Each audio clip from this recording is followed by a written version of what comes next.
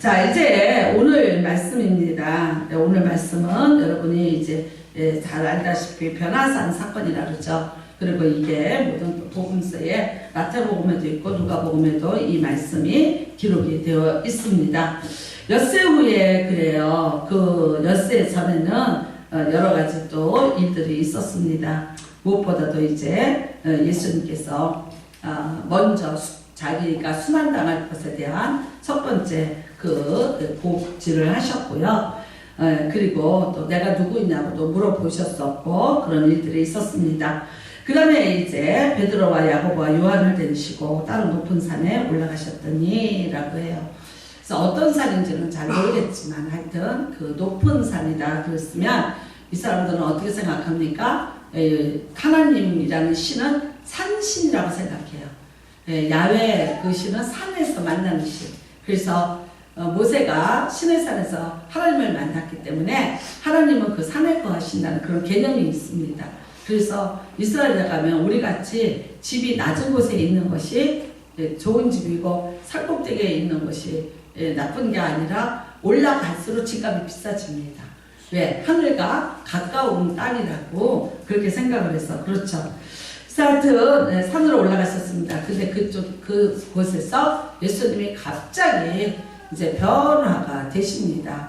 옷이 아주 광채가 나고 그래요. 그러니까 옷이 이렇게 흰옷 이런 건 아니죠. 예전에 천연섬유니까 어떤 식물의 껍질 같은 거 우리로 말하면 지금 말하면 삼배나 이런 것 같은 그런 종류였기 때문에 그리고 이제 그 더운 날씨에 땀을 흘리시고 먼지를 쓰면서 다니셨기 때문에 그랬는데 그 옷이 아주 깨끗해지고 이제 광채까지 났다고 그렇게 얘기를 합니다. 그건 바로 하나님의 임재를 말하죠. 그리고 이제 여기서 예수님이 이렇게 변화가 됐다 그러는데 일부가 이렇게 변한 것이 아니라 완전한 변화를 의미하고 있습니다. 그리고 이제 그 변화가 또 수동태로 되어 있는 거 보면 본인 스스로가 변화된 것이 아니고 하나님에 의해서 변화가 된 것입니다. 그러니까 이제 아들을 그 산으로 부르시고 하나님의 그 아들을 완전히 또 다른 모습으로 변화가 되게 하신 거죠. 그래서 우리가 보통 이렇게 얘기합니다. 부활 후에 예수 그리스도의 모습, 그 모습이 이것이다 라고 얘기를 합니다. 부활 후의 모습이 볼 수 있었고 말할 수 있었고 그쵸? 그러나 우리와는 다른 그런 시공을 초월하는 그런 모습이었죠. 그래서 이제 예수님이 그런 모습으로 변형이 된 것을 볼 수 있고요. 그런데 갑자기 거기에 누가 나타났냐? 엘리야와 모세가 나타났습니다. 어떤 성경에는 또 모세가 먼저 나오기도 하고 그렇습니다. 그래서 이 두 분이 이제 나타났습니다. 놀라운 일이죠. 그러더니 예수님이 그 두 분과 같이 이제 서로 이야기를 나누시는 거죠. 그러니까 여러분 모세와 엘리야는 죽은 지가 벌써 얼마 됐습니까? 그랬음에도 불구하고 똑같이 우리가 눈으로 볼 수 있는 그리고 지금 예수님이 우리가 만지고 우리가 보던 육체의 예수가 아닌 그들과 같은 모습으로 변형이 되셔서 같이 얘기도 하시고 같이 이렇게 서 있는 모습을 보게 됐습니다. 그랬더니 이 또 재빠른 베드로가 얘기를 합니다. 야, 이 세 분이 나타나셨구나. 그러니까 어떡하자? 초막을 쎄서 짓자. 그리고 우리가 여기에서 계속해서 있자고 그렇게 말합니다. 5절에 보면 베드로가 예수께 구하되 라비여 우리가 여기 있는 것이 좋사오니 뭐하러 내려가냐. 며칠 전에 얘기하셨어요. 내가 저기 내려가면 이제 예루살렘에 가서 내가 순환을 당할 거야 그래. 그랬으니까 그걸 기억해요. 베드로가 거기 내려가서 뭐하러 순환 당하세요? 내려가지 마세요. 그리고 이 높은 산에 여기 있읍시다. 내가 초막새에서 짓겠다. 내가 야고보와 요한하고 치면 너무 금방 짓는다. 그러니까 예전에는 여러분 이 이스라엘 사람들은 귀한 손님이 오시면 내 집안에서 같이 거하는 것이 아니라 그 마당에다가 나뭇가지로 가지고 얼른 집을 이렇게 짓는답니다. 그리고 이제 그곳에서 편안히 독립적으로 거할 수 있도록 하는 것이 손님에 대한 가장 큰 예우랍니다. 그러니까 이걸 아니까 할 수 있죠. 내가 초막 셋을 질 테니까 엘리야, 모세, 예수님 이렇게 거하십시오. 그리고 이제 우리를 그 밑에서 말하자면 수종을 들은 그런 사람들이 되겠습니다라고 얘기를 하고 있는 것입니다. 어떤 목사님은 그랬어요. 이 초막 세계가 본당, 기도원, 교육관이라고 그래요. 나는 이걸 보면서 무슨 동요가 생각이 났냐면 옛날에 이런 노래 있었어요. 엄마야 누나야 당근 살자. 그쵸? 뭐들에는 반짝이는 그 모래빛. 그랬는데 그 코미디언 이용식 씨가 이 노래를 부르더니 갑자기 이러더라고요. 못 살아 강변에 못 살아 집값이 얼마나 비싼데 거기 이제 우리가 살 수가 없어. 그러니까 그런 동요 나한테 부르지 마 그래요. 진짜 그렇게 됐죠. 그쵸? 강변 살자. 강변 비쌉니다. 예전에는 저 강남 쪽만 비싸더니 요즘에는 이쪽 북쪽의 강변 쪽도 집값이 아주 많이 올랐다고 합니다. 뜰에는 반짝이는 금모래빛, 그러니까 금을 갖다 줘도 못 사는 그런 집이 됐다고 해요.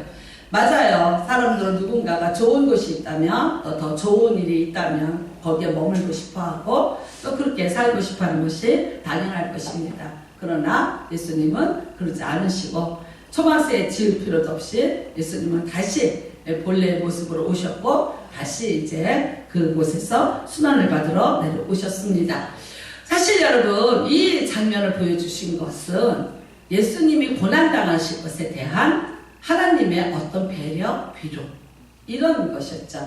왜? 순환당하실 일이 얼마나 끔찍합니까? 십자가의 고난. 그런데 그 고난 받고 난 이후의 모습이 어떤 모습인지 그것을 예수님에게 다시 말하자면 보여주시는 거죠.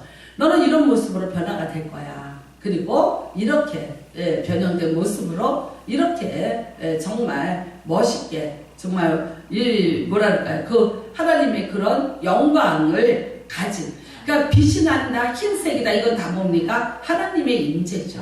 하나님의 영광이 임할 때 일어날 수 있는 현상들이죠. 그러니까 이런 일들이 다 이제 일어날 것이다. 그래서 죽음을 통과한 이후에 하나님의 본체이신 예수 그리스도가 누려야 되는 영광 그리고 그 모든 모습을 보여주시는 거였죠. 그러면서 예수님을 위로하시고요. 그 다음에 또 이제 그 십자가에 가는 길을 하나님께서 격려해 주시는 그런 길이었죠. 사실 이제 이날 또 하나님께서 하늘에서 말씀을 주셨죠. 내 사랑하는 아들이라고 그러셨죠. 언제 그러셨습니까? 예수님께서 공생애를 시작하실 때 그렇게 하셨습니다. 세례를 받으셨을 때 하늘문이 열리시면서 하나님이 이는 내 사랑하는 자, 내 기뻐하는 자라고 말씀을 하시면서 공생의 그 순환의 길을 가시는 예수님을 격려하시고 또 정말 박수를 쳐주시면서 하나님께서 그 공생애를 할 수 있도록 그렇게 해주셨던 것. 이제 그 마지막에 이제 순환을 며칠 앞두고 있는 이 시점에서 하나님의 또 그런 위로, 그런 현현하심이 또 이제 예수 그리스도의 그런 어떤 사역에 대한 하나님의 그런 어떤 보상으로서 이것이 주어진 것이었죠. 그렇지만 여러분 이 제자들의 눈에는 그렇게 계산이 안 된 거죠. 사실 모세가 누굽니까? 법을 수여한 자입니다. 하나님으로부터 법을 받아서 그 법을 그리고 그 법을 가지고 지금 세상이 그 법 아래에서 살고 있죠. 그 법을 움직이고 있는 사람들이 누굽니까? 산헤드린 공회원이죠. 지금은 말하면요 대법원 판사님들이에요 여러분. 근데 이 사람들이 모세의 율법을 가지고 하고 있죠. 근데 모세의 율법은 가만히 보세요. 죄를 졌으면 어떻게 됩니까? 인과응보의 법입니다. 반드시 벌을 받아야 됩니다. 어떻게 벌을 받고 어떻게 벌을 받고. 근데 어떤 것은 자세히 쓰여져 있어요. 말하자면 사람 네가 훔쳤냐? 4배 갚아라. 이렇게 이제 되어 있는데 어떤 것은 약간 추상적인 것도 있어요. 벌을 받는 것에 대해서. 근데 이런 것을 이제 사내들이 공회원들이 지금 악용을 하고 있는 거죠. 그 법을 가지고 이제 얽어매고 있는 거죠. 악용을 하면서 어떻게 해요? 이스라엘 백성들을 괴롭히고 착취하는데 그 법을 자기 마음대로 적용을 하면서 지금 쓰고 있죠. 그러니까 지금 로마의 그런 어떤 권세 밑에서도 고통을 받고 있지만 이 사람들이 또 고통을 받는 하나의 이유는 뭡니까? 모세의 율법 때문에 받습니다. 그들이 사내들인 공회원들이 모세의 율법을 들이대면서 이 사람들을 정죄하고 죄로 올가매고 벌금을 먹이고 이러는 모든 일들에 대해서 우리가 항변할 수 없는 건 뭐예요? 이것이 모세가 하나님으로부터 받아서 준 법이기 때문에 여기에 대해서 더 이상 어떻게 항변할 수 없는. 그래서 그 법 아래에 굴복당하고 살고 착취당하고 살고 있던 억울한 사람들이 바로 이 사람들이죠. 똑같습니다. 지금 뭐라 그래요? 유전무죄라 그래요. 무전유죄라 그래요. 그러니까 우리가 지금도 살면서 그래요. 여러분은 법이 공평하다고 생각하세요? 지금도 우리 대한민국의 법이 모든 사람에게 공평하게 적용된다고 생각하세요? 아니요. 이런 민주사회에서도 그것이 아니라고 봐요. 근데 절대 권력을 가지고 있는 한 부류들에 의해서 이 법이 절대 공평하지 않았어요. 근데 베드로와 요한이 보니까 어머나 세상에 그 법을 준 모세가 나타난 거예요. 그렇다면 이 모세와 함께 한다면 누가? 사내들의 공의원들은 이 밑에 굴복을 하겠다. 그렇다면 어떻게 해요? 우리는 그 법 위에 법을 갖고 그 권세를 가지고 얼마든지 이 세상을 좌지우지하는 그야말로 재판을 할 수 있는 능력을 갖게 된다는 생각을 하게 됐죠. 얼른 초막 지으셔야죠. 얼른 모셔야죠. 사라지지 않도록 붙잡아야 했었죠. 엘리야는 또 누굽니까? 선지자 중에 선지자입니다. 하나님의 말씀을 그야말로 받아온 자이고요. 아합 때의 바알 제사장들과 전쟁을 해서 이긴 사람이 이 사람 아닙니까? 갈멜산에서 그야말로요 놀라운 기적을 일으키지 않았습니까? 하늘에서 불이 떨어졌고 그리고 제단을 태우면서 바알의 450명과 400명, 850명을 다 죽이면서 아합왕조차도 그 앞에다 굴복을 시키는. 그 다음에 하늘에 3년 동안 비가 내리리라 내리지 않으리라 뭐 이 정도였습니다. 내리지 않으리라 그러니까 어떻게 해요? 안 내렸어요. 근데 이제 내리리라 하니까 비가 내려. 여러분 이런 권세를 가지고 있는 엘리야가 우리와 함께 있다면 우리가 세상에 무서울 게 뭐가 있겠습니까? 지금 막 로마의 정부의 막 이 권세 앞에서 우리가 이렇게 굴복당하고 이렇게 비참하고 살고 있는데 혹시 엘리야처럼 누가 있느냐? 빌라도의 헤롯의 공전에 여호와의 불이 떨어지게 해서 확 튀어버리면 그냥 저들이 놀래서 우리 앞에 굴복할 수 있지 않겠어요? 세상에 예수님의 한 분만으로도 이 사람들은 흥분할 터인데 그런데 지금 예수 위에 이 두 분이 더 있는 거예요. 그러면 예수님은요 이 사람들에게 가장 어필하는 건 뭡니까? 오병의 기적입니다. 뭐니 해도 민중이 예수님을 쫓아다니는 이유는 오병이의 기적이에요. 네? 먹고 살 문제를 해결해 줬잖아요. 그 다음에는요 병든요 병이 들어서 죽어가는데 그 문제를 가는 곳마다 해결해 주고 계세요. 아니 이 예수님이 지금 나랑 계시는 거예요. 그렇다면 여러분 초막셋을 지어서 내가 이 세 분들을 여기다 모시고 내가 여기 있다면 나는 세상이 아니야 하늘과 땅의 권세를 다 가지고 나는 누리고 살아갈 수 있는 그런 자가 되는 거죠. 그러니까 어떻게 그분들을 가시라고 합니까? 그러니까 여러분 예수님은 하나님이 자기의 순환에 대해서 오늘 나타나셔서 그 순환받을 것에 대한 위로를 해주시는 것입니다. 그 순환을 통과하고 난 이후에 네가 어떤 모습이 될 것이라는 것으로서 정말 예수님에게 힘을 더해 주시려고 오늘 이 산으로 이끌고 오셔서 하나님의 그 영광이 이곳에 임하여 주셨는데 여기에 있는 베드로와 야고보 요한의 생각은요 아니요 전혀 상관없습니다. 순환받기는커녕 이 산에 머물자. 여기가 좋사오니 우리 여기 있자. 그리고 이분들을 위해서 초막셋을 짓고 우리가 여기서 머물면서 우리가 같이 있자고 그렇게 당부를 하는 것입니다. 여러분 참 보면 인간의 욕심이죠. 이 베드로와 야고보와 요한은요 이 욕심을 결코 내려놓지 못합니다. 자기들이 갖고 있던 그 어떤 계획에 대해서 그 꿈에 대해서 절대 내려놓지 못하고 있습니다. 적응력이 너무나 빠르고요. 적용력이 너무나 빠르고 해석력이 너무나 빨라. 그러니까 어떻게 해요? 내가 갖고 있는 그 상황에서 이 상황을 보고 딱 해석이 되는 거예요. 그러면 여기서 최선은 뭐야? 초막셋 짓는 거야. 여기에 잘 모시고 있는 거예요. 그러니까 진짜 예수가 누구인지 주는 그리스도시요 살아계신 하나님의 아들입니다. 그런데 오늘은 뭐라고 말합니까? 오늘은 한번 보십시오. 오전에 베드로가 예수께 구하되 라삐요 우리가 여기 있으니까 라삐요 뭐냐 선생이요. 네 며칠 전에 얘기했던 주는 그리스도시고 살아계신 하나님의 아들 새까맣게 잊어버렸습니다. 뭐 때문에 잊어버렸습니까? 흥분했습니다. 놀랬습니다. 네 욕심이 또 발동을 했습니다. 주는 그리스도시요 살아계신 하나님의 아들이신데 그런데 오늘은요 나의 선생이요 내가 시키는 대로 하라는 거죠. 이런 일이 일어났는데 이런 기회가 왔는데 당신이 왜 밑에 내려가서 수난을 당해야 되고 왜 그런 어려움을 겪는다는 그런 쓸데없는 얘기를 하시는가. 보셔라. 지금 이런 상황이 있지 않냐. 빨리 초박스에 설쳐서 여기서 같이 머무르셔라. 그것이 당신에게도 좋고 우리에게도 좋고 우리 모두에게도 다 말하자면 보상이 되고 꿈을 이룰 수 있는 기회가 되지 않았냐. 그리고 아마 베드로가 이렇게 말할 거예요. 우리가 우리만 좋다 그러냐? 그러면 우리 나라도 좋고 우리 백성도 좋고 우리가 꿈꾸는 다윗의 왕조도 세울 수 있고 하나님의 엘리야에게 줬던 능력으로 한다면 우리가 로마 정부도 내쫓을 수 있고 저렇게 불의한 자들 이 땅에서 내쫓고 이 땅에 정의를 세우면서 살아갈 수 있지 않겠는가. 그러니까 이렇게 해야 되지 않겠는가. 여러분 정말 100번을 들어봐도 이거는요 베드로 말이 맞습니다. 오히려 베드로가요 예수님 보고 랍비여 하는 게 아니라 우리가 베드로 보고 뭐라 그래요? 랍비여 맞습니다. 당신이 하는 말이 맞습니다라고 얘기하는 것이 옳을 것입니다. 그러나 예수님은 뭐라고 말씀하십니까? 이 이야기를 아무한테도 얘기도 꺼내지 말라라고 그렇게 얘기를 하십니다. 자 여러분 오늘이 이제 어린이 주일입니다. 우리가 어린이들을 위해서 선물을 아주 놀라운 걸 인터넷에서 주문을 해서 사왔어요. 배달이 왔어요. 배달이 왔다는데 그 박스째 없어졌어요. 지금.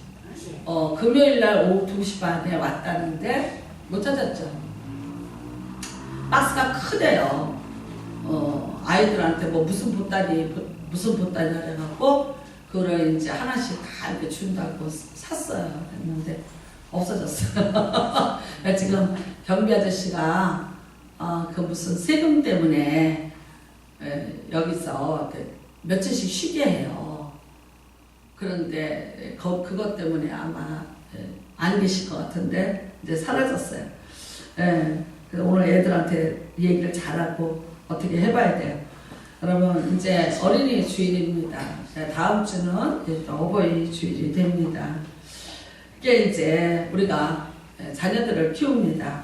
여러분 참 우리가 자녀들을 키우면서 잘 키우려고 참 애를 썼습니다. 그랬죠. 그러면서 뭐라 그래요? 잘 되라. 해라. 그러면서 하는 말 항상 있어요. 나를 위해서 하라 그랬니? 너를 위해서 하라 그랬지. 너 위해서 공부하는 거야. 공부해서 남준이 너 잘 되라고 하는 거야. 항상 이제 우리가 이런 말들을 다 많이 했습니다. 사실 여러분 가만히 생각해보면 대리만족이었어요. 내가 이룰 수 없었던 꿈이 있었고요. 내가 하고 싶었던 게 있었고요. 그런 것들에 대한 대리만족. 그 다음에 뭐예요? 내 삶에 대해서 보상받고 싶은 보상심리 같은 것도 있었죠. 어디에서든지 내가 살아가면서 어디에선가 내가 억울하게 당하고 살았던 거, 그 억울함에 대한 어떤 보상이 우리 자식들을 통해서 이루어졌으면 좋겠다. 그래서 항상 우리 자녀들을 위해서 우리가 초박셋을 짓기를 바랬습니다. 어떤 때는요, 돈의 초막도 지어라, 명예의 초막도 지어라, 또 이제 명성의 초막도 너희가 지었으면 좋겠다. 그 초막셋을 짓고 우리 자녀들이 어디 있기를 바래요? 그 높은 산에서 내려오지 않기를 바라면서 있었습니다. 이 베드로와 야고보와 요한, 근데 야고보와 요한은 형제입니다. 그리고 이 사람들은 이종 사촌간입니다. 근데 야고보와 요한의 엄마가 살로메입니다. 엄마가 보니까요, 항상 우리 아들 둘이 열심히 다니기를 하는데 꼭 누구한테 져요? 베드로한테 져요. 나중에 소문을 들어보면 베드로가 먼저 말했대. 베드로가 먼저 그랬대. 베드로가 꼭 우리 아들들을 앞서서 가요. 이게 여러분 이 살로메에게 얼마나 괴로움이었겠어요. 내 아들은 둘이야. 베드로는 하나야. 그런데 우리 아들 둘이 저 하나를 못 따라먹어. 그리고 우리 아들 요한은 성격도 급하고 예수님이 별명을 줬잖아요. 우레의 아들이라고. 얼마나 성격이 급하고 천둥 같은 소리를 내는지 너는 정말 우레의 천둥의 아들이다. 이런 별명을 지어줄 정도였어요. 야고보도 역시 그래요. 그런데도 못 쫓아가. 그러니까 조용히 예수님 찾아오죠. 엄마가. 그래서 뭐라 그래요? 당신의 나라가 임할 때 내 아들 하나는 우편에, 내 아들 하나는 좌편에 앉혀주소서. 그러니까 당신의 나라가 임할 때, 그게 무슨 나라예요? 다윗의 왕조가 회복될 때. 사실 당신의 나라는 뭐예요? 죽음의 나라예요. 이거를 정확히 얘기하면 이거예요. 당신이 십자가에 매달릴 때 이쪽은 십자가에는 우리 아들이, 이쪽이 십자가는 우리 아들이에요. 그런데 살로메에게는 아니죠. 당신이 출생해서 왕의 보좌에 앉아있을 때 하나들은 우의정이 되게 하고 하나들은 영의정이 되게 해달라고 아무도 모르게 예수님을 찾아와서 신신당부를 하는. 어쩌면 여러분 이스라엘 백성의 그 모성애는요 우리나라 모성애하고 정말 비슷한 점이 너무 많은 것 같아요. 그때 예수님한테 책망받죠. 높아지려고 하느냐? 낮아져라. 어린아이같이 되지 않고는 천국에 올 자가 없다라고 그렇게 책망을 하셨습니다. 참 여러분 우리가 자녀를 키우면서 많은 회한을 또 가지고 있습니다. 그 한나가 사무엘을 떠나보내죠. 사실 그 아들 눈에 넣어도 불안한 아들입니다. 내가 가슴에 품고 있어도 불안한 아들이죠. 어떻게 얻은 아들입니까? 근데 젖을 뗀 후에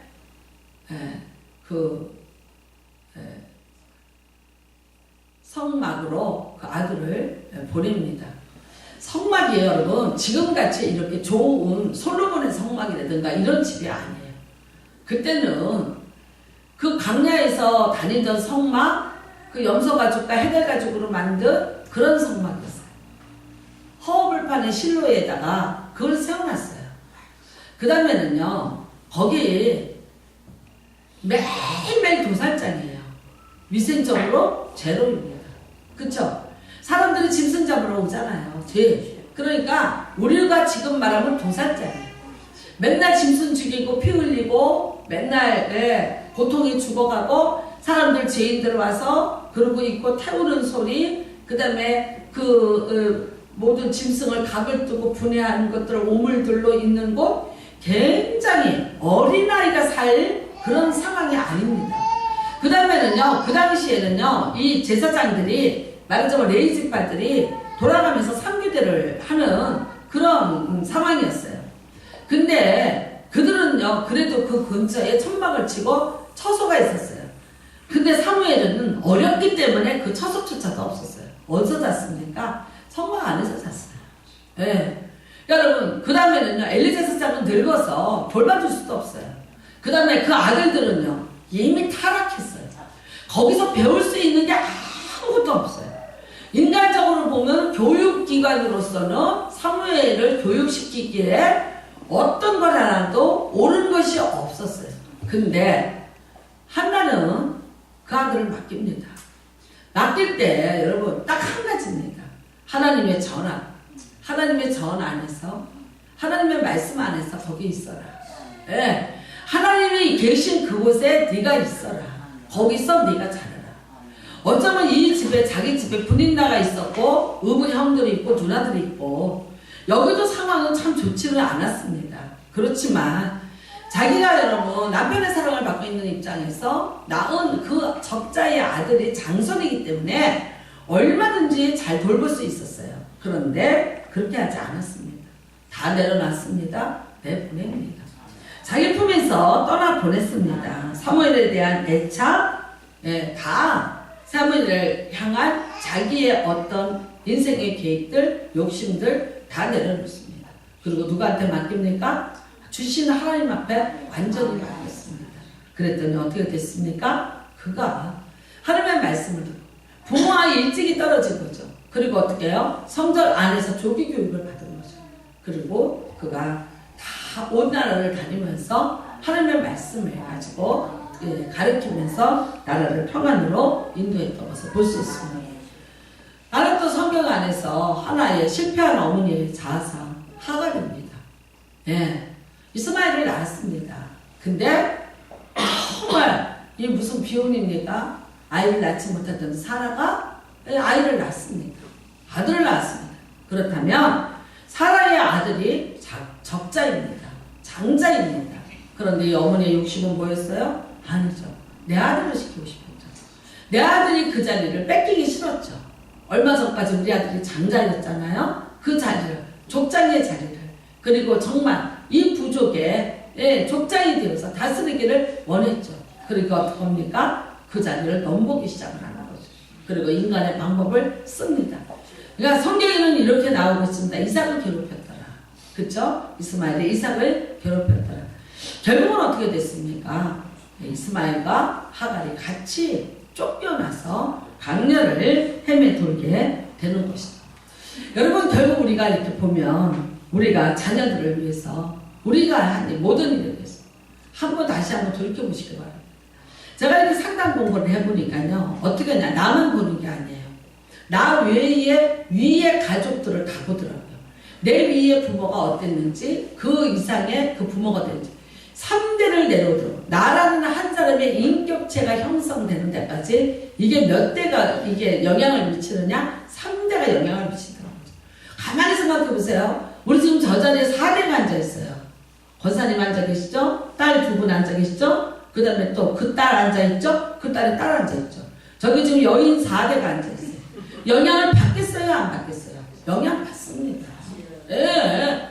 할머니가 한 거 다 기억하고 있잖아요. 그 다음에요, 엄마가 했던 거, 그 다음에 딸이 기억해요. 그 딸이 자기 딸에게 은연중에 이게 흘러가는 게 있어요. 이 영향력이라는 게 무서워요. 그러니까 우리가 만일 예를 들어서 지아를 데리고 상담을 시작한다면요, 지아의 엄마, 그 다음에 지아의 할머니, 그 위에 할머니, 이 상황을 다 조사를 합니다. 하다 보면은 어떻게 돼요? 예, 이래서 이 성격이 나왔고, 이래서 이런 부분이 나왔고, 이래서 이런 부분이 나왔고, 이게 나온다는 거예요. 그러니까 유대교인들은요, 유대인들은 절대 자녀들이 종교에서 이탈을 안 한답니다. 근데 우리 지금 기독교는 어떻습니까? 아우, 참 많이 이탈합니다. 부모가 예수 믿는데 자녀가 예수 안 믿는 가정 너무나 많이 있습니다. 믿다가도 떠납니다. 근데 유대교인들은 안 떠난다는 거예요. 그 안 떠나는 이유가 뭐예요? 이거랍니다. 뱃속에 임신을 했을 때 3번 토라를 읽어준답니다. 예. 그러니까 아버지가 제사장입니다. 가정에. 아버지가 임신한 아내의 배에다가 아기가 들으라고 토라를, 그러니까 여러분 모세오경이에요. 창출 내린 신 얼마나 깁니까? 신명기까지 이거를 3번을 읽어준다는 거예요. 태교를 그걸로 한다는 거예요. 아기가 태어났을 때 또 이거를 읽어준다는 거예요. 그 다음에 3살에 대해서 말을 하기 시작할 때는 읽힌다는, 이거를 외우게 한다는 거예요. 따라서 외우게 해준다는 거예요. 그러니까 어렸을 때부터 이게 조기 교육이 이게 무서운 거예요. 뱃속에서부터.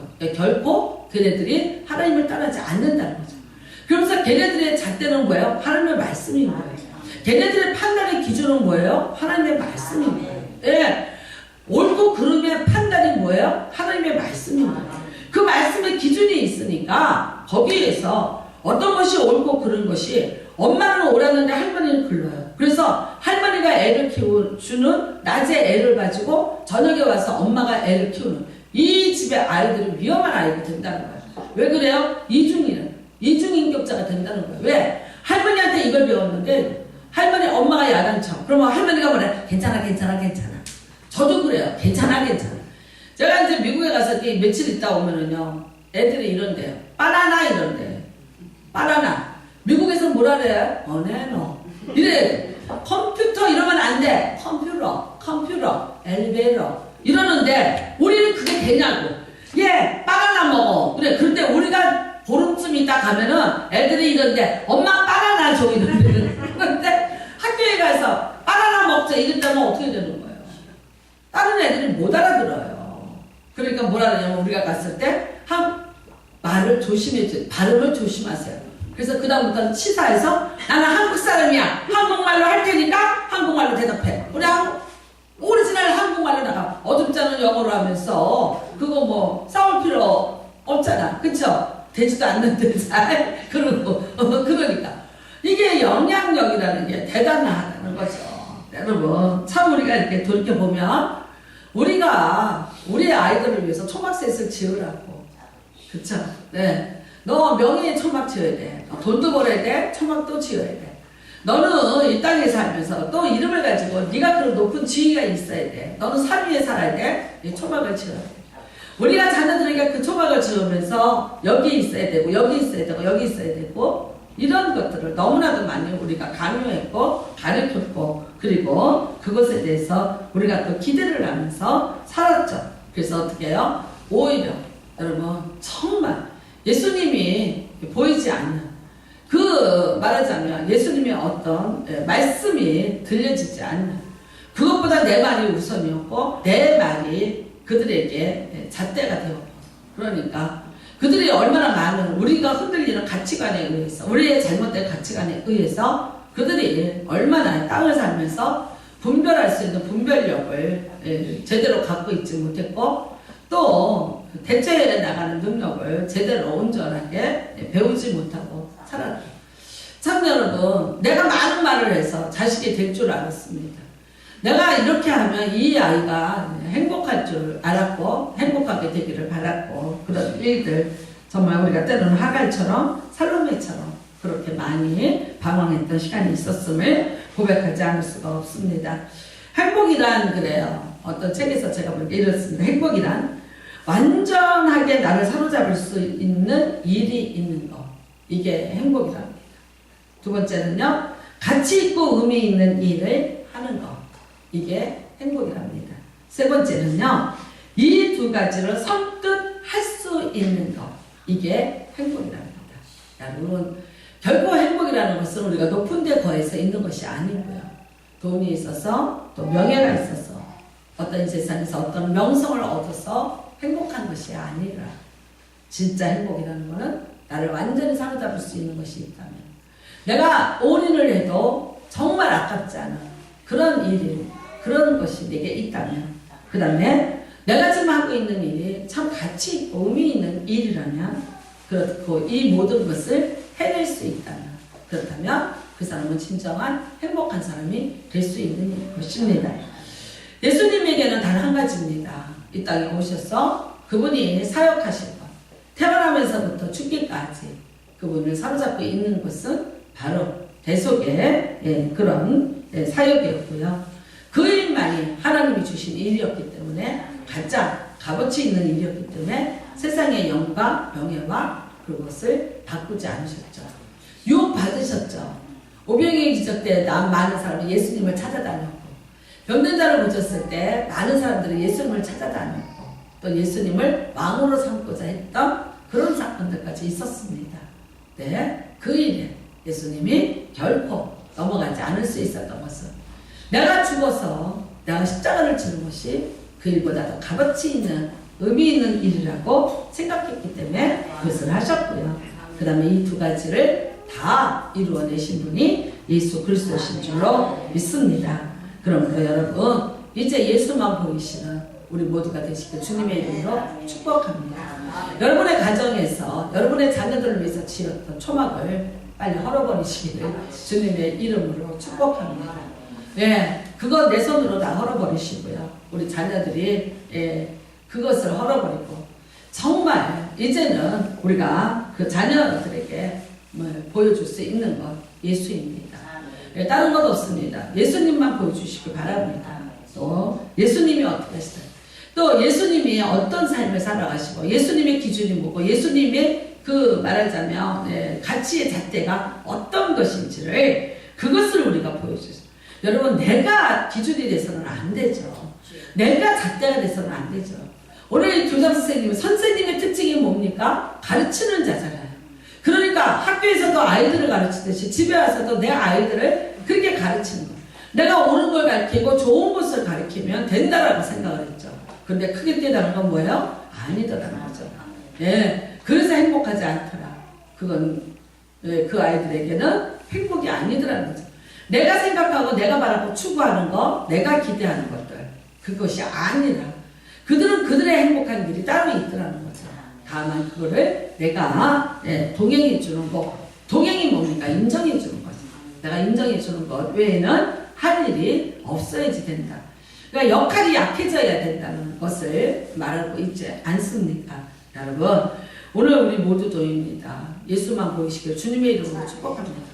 모세도 사라집니다. 엘리야도 사라집니다. 예, 이들의 눈앞에서 다 사라집니다. 잠시 보일 영광입니다. 잠깐 있었던 영광입니다. 그런데 그들이 안전했나요? 아니요. 불안전했습니다. 출애굽의 영웅이었지만 그들을 완전한 죄에서 건져내지는 못했고요. 율법의 굴레의 구속에 그 다음에 그 죄에 대한 인과응보에 대한 것을 남겨놓은 사람이 모세입니다. 엘리야가 완전히 성공했나요? 아니요. 자기도 자기 자신이 지쳐서 내가 죽기를 원한다고 하나님 앞에서 로덴나무 밑에서 자기 실패를 자인하고 있었던 사람이 엘리야였습니다. 여러분, 우리가 바라보고 우리가 추구하는 세상의 것들은 사라질 것들이고요. 세상의 건 어느 것도 우리를 완성시켜주고 우리를 행복하게 해주고 우리에게 참된 가치와 의미를 부여할 것은 세상에 존재하지 않습니다.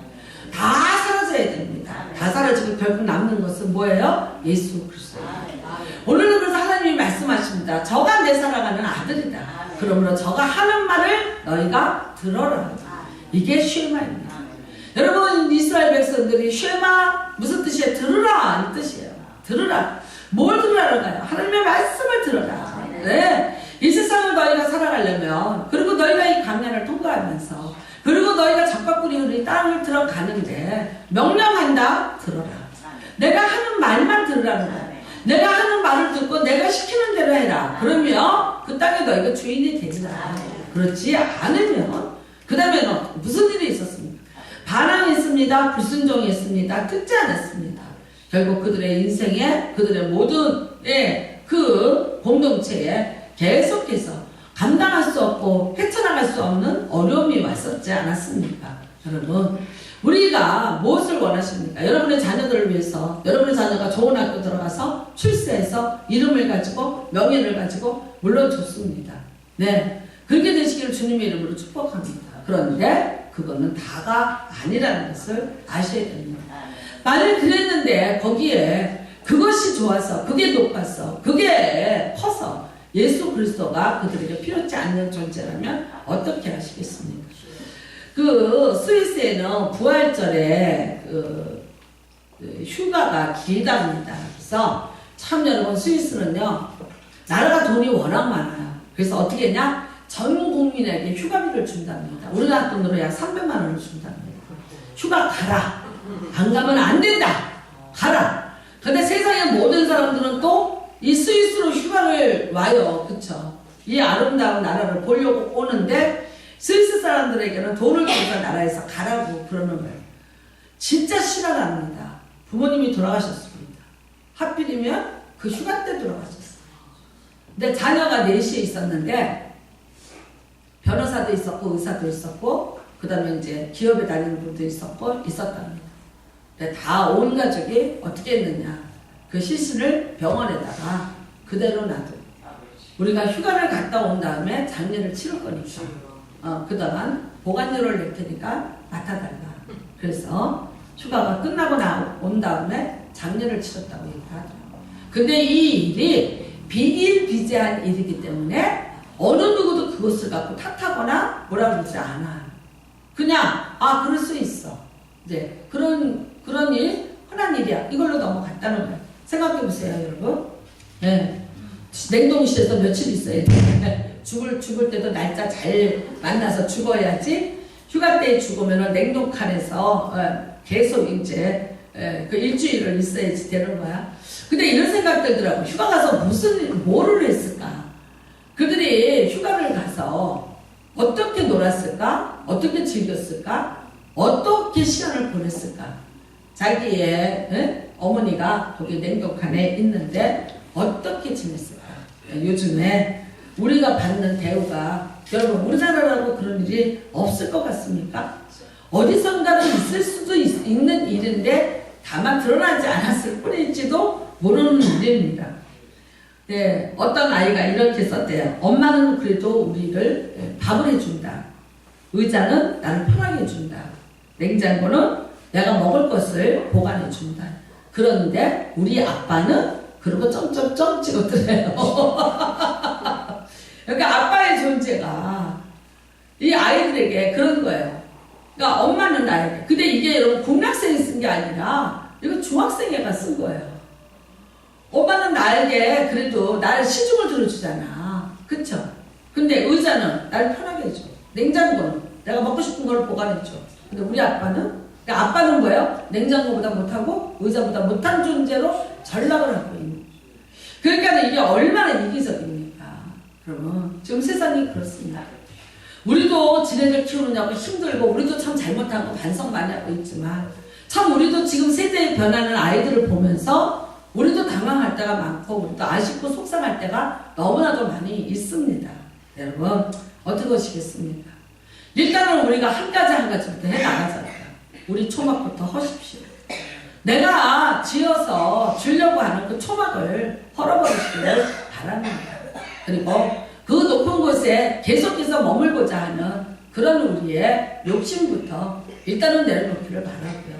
함께 같이 더불어서 정말 예수님만 보이시고 우리가 예수만 보여줄 수 있는, 그래서 예수를 통해서 들려지는 하나님의 메시지만 들려줄 수 있는 그런 자신있게 내가 말할 수 있는 그런 우리의 삶이 먼저 있기를 주님의 이름으로 부탁을 드립니다. 우리의 욕심 오늘도 내려놓길 바랍니다. 낮엔 해처럼 밤엔 달처럼 찬양 한 장 부르시면서 주님 일단은 내 욕심부터 좀 내려놓게 주십시오. 나를 먼저 좀 변화를 시켜달라고 그렇게 기도를 하시기를 바랍니다.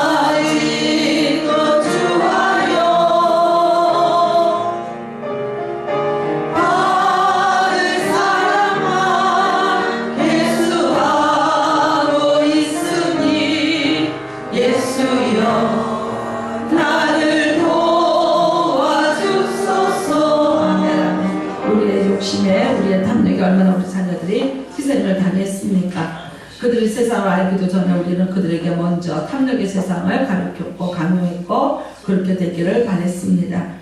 그들을 위해서 우리가 초막을 짓고 거기 머물기를 원했습니다. 오늘 원합니다. 이 모든 것을 다 헐어버리기를 원합니다. 그들이 오직 예수를 알기를 원합니다. 예수만 보이기를 원합니다. 하나님의 음성이 들려지기를 원합니다. 하나님 아버지여, 우리가 이제 우리의 손으로 헙니다. 그러나 우리가 약합니다. 주님, 그들에게 보여주시옵소서. 예수가 보여지게 하여 주시옵소서. 그 음성이 들려지게 하여 주시옵소서. 주여, 일창하시고 동성으로 기도합니다. 주여, 하나님 아버지